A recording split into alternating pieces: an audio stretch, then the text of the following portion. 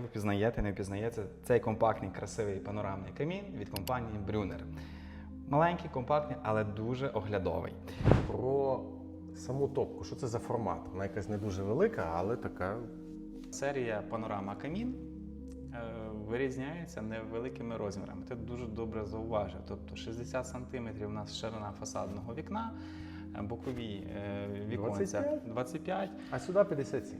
57 – це максимальна висота, і вона відкриває максимальну оглядовість. Тобто, якщо ми беремо стандартні дрова, які ріжуть 40 см, 35 см, там до 50 ми можемо спокійно це все закласти і отримати максимум задоволення від спостереження за вогнем.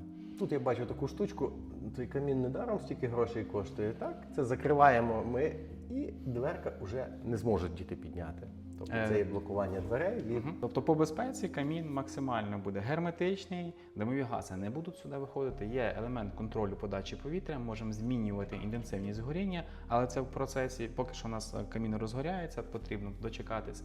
І в плані безпеки в нас є пару регуляторів, блокувальних елементів, це ліва, права сторона, яка блокує піднімання гільотини вгору. Якщо ми подивимося на герметичність, ми закриємо подачу повітря, зараз кисень, який знаходиться в камері, догорає, новий не поступає. Це дуже складно забезпечити в трьохсторонніх камінах, тому що у нас 3 площини, до яких має прилягти камін. Лише конструкція Brunner гарантує 100% герметичності. Бачите, вогонь погас, ми відкриваємо наново, і вогонь знову набирається повітря. Хочете якісний камін? Так. Хочете безпечний камін? Камін для 5 поколінь? Звертайтесь. Завжди раді бачити.